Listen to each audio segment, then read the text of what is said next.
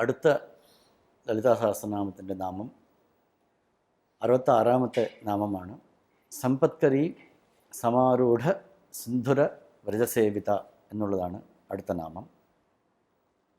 സമ്പത്കരി എന്ന് പറയുന്ന ദേവിയെ പറ്റിയിട്ടാണ് ഇവിടെ പറയുന്നത്.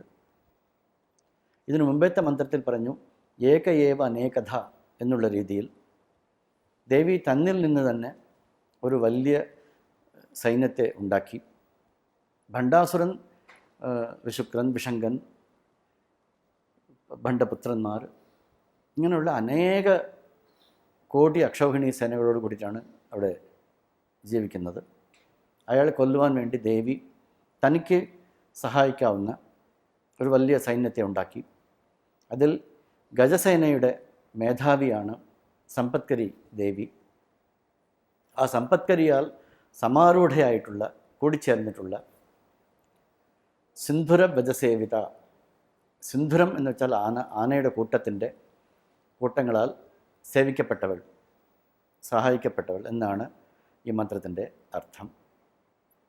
എങ്ങനെയാണോ അസുരവൃത്തികൾ അനേക കോടി ഉള്ളത്, അതുപോലെ തന്നെ നമ്മളെ ആത്മസാക്ഷാത്കാരത്തിലേക്ക് നയിക്കുന്ന ദൈവികമായിട്ടുള്ള വൃത്തികളും അനേക കോടിയാണ്. നമ്മുടെ ഉള്ളിൽ തന്നെ ദൈവാംശവും ഉണ്ട്, അസുരാംശവും ഉണ്ട്. ഈ അസുരഗുണങ്ങളെ പരിത്യജിക്കുകയും ഗുണങ്ങളെ നശിപ്പിക്കുകയും ദൈവഗുണങ്ങളെ വർദ്ധിപ്പിച്ചെടുക്കുകയുമാണ് വേണ്ടത്. അപ്പോൾ സമ്പത്കരി എന്നുള്ള ഗജസേന മേധാവിയോട് കൂടിയിട്ടുള്ള എത്രയോ കോടി ആനകളുടെ കൂട്ടത്തോടു കൂടിയാണ് ദേവി യുദ്ധത്തിന് ഒരുമ്പെട്ടത് എന്നാണ് ഈ മന്ത്രത്തിൻ്റെ നേരായ അർത്ഥം. സുഖസമ്പത്കരി വിദ്യ എന്ന് പറയുന്ന ഒരു വിദ്യയുണ്ട്. അത് വളരെ ചുരുക്കത്തിൽ ഇങ്ങനെയാണ്.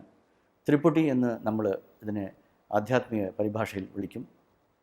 ജ്ഞാനം, ജ്ഞേയം, ജ്ഞാതാവ് എന്നുള്ളതാണ് ഒരു ജ്ഞാനം ഉണ്ടാകുന്നതിൻ്റെ 3 അംശങ്ങൾ. അറിയുന്നവൻ, അറിവ്, അറിയപ്പെടേണ്ട രീതി, അറിയപ്പെടേണ്ട വസ്തു എന്നുള്ള 3 കൂടി ശരിയായ രീതിയിൽ അറിയുന്നതാണ് സമ്പത്കരി വിദ്യ. ഇതിനെ യോജിപ്പിക്കലാണ് ശരിയായ ജ്ഞാനം. അപ്പോഴേ ശരിയായ അറിവുണ്ടാവുള്ളൂ. അറിയുന്നവൻ, അറിയപ്പെടുന്ന രീതി, അറിവ് എന്നുള്ള 3 കാര്യങ്ങളാണ് ഇതിലുള്ളത്. അതിനെ ശരിയായ വണ്ണം സംയോജിപ്പിച്ചാൽ അവിടെയാണ് അറിവുണ്ടാകുന്നത്. അങ്ങനെ ആ വൃത്തി ഒരു സാധകന് ആവശ്യമാണ്. എന്താണ് നമ്മൾ അറിയപ്പെടേണ്ട വസ്തു, നമ്മൾ ആരാണ്, അതിനെ എങ്ങനെ പ്രാപിക്കണം എന്നുള്ള ഒരു 3 കാര്യങ്ങളും നമ്മൾ അറിയേണ്ടതാണ്. ആ വിദ്യയോട് കൂടിയവൾ എന്നുള്ളതാണ് ഇതിൻ്റെ സൂക്ഷ്മ വശം. അങ്ങനെ ദേവി സുഖസമ്പത്കരി വിദ്യയോടുകൂടി ആ ഒരു നമ്മുടെ ആത്മസാക്ഷാത്കാരത്തിന് ഉതകുന്നു എന്നുള്ളതാണ് ഈ മന്ത്രത്തിൽ നിന്ന് നമ്മൾ മനസ്സിലാക്കേണ്ടത്. അശ്വാരൂഢ അധിഷ്ഠിത അശ്വകോടിഭിരാവൃത എന്നുള്ളതാണ് അടുത്ത മന്ത്രം. ഇത് 67ാമത്തെ നാമമാണ്. അശ്വാരൂഢയോടുകൂടി കോടി അശ്വങ്ങളും ഉണ്ട്. ആ അശ്വാരൂഢ എന്ന് പറയുന്ന ദേവിയോട് കൂടിയവൾ എന്നാണ് ഈ മന്ത്രത്തിൻ്റെ സാമാന്യ അർത്ഥം. അശ്വാരൂഢ എന്ന് പറയുന്ന ദേവി ഉണ്ടാകുമ്പോൾ തന്നെ ഒരു കുതിരപ്പുറത്താണ് വന്നതത്രേ. അങ്ങനെ ആ ദേവിക്ക് അശ്വാരൂഢ, അശ്വത്തിൽ ആരൂഢയായിട്ടുള്ളവൾ എന്ന് ഒരു അർത്ഥം. ആ ദേവിയുടെ കൂടെ കോടി അശ്വങ്ങളുണ്ട്. അപരാജിതം എന്ന് പറയുന്ന അശ്വത്തിൻ്റെ മുകളിലാണ് ഈ അശ്വാരൂഢ എന്നൊക്കെ ലളിത ഉപാഖ്യാനം പറയുന്നു. അതുപോലെ സമ്പത്കരി ദേവി രണകോലാഹലം എന്ന് പറയുന്ന ആനപ്പുറത്താണ്. അത് ഇതിന് മുമ്പത്തെ നാമമാണ്. ഈ ദേവി അപരാജിതം എന്ന് പറയുന്ന അശ്വത്തിൽ ആരൂഢയായിട്ട് വന്നു. അങ്ങനെ കോടി അശ്വങ്ങളോടുകൂടി ദേവിയെ സഹായിച്ചു എന്നാണ് അർത്ഥം. മനസ്സിനെയാണ് കുതിരകൾ പ്രതിനിധാനം ചെയ്യുന്നത്. വികല്പാത്മകമാണ് മനസ്സ്. ഒരു നിമിഷം ഒന്ന് ചിന്തിക്കും, അടുത്ത നിമിഷം അത് വേണ്ടാന്ന് വയ്ക്കും. ഇങ്ങനെയുള്ള ചിന്ത, വിചാരം, ഊഹം, ശോകം, ഉറപ്പിക്കുക, ഇങ്ങനെയൊക്കെയുള്ള പല രീതിയിലുള്ള പ്രവർത്തനങ്ങളാണ് മനസ്സ് ചെയ്യുന്നത്.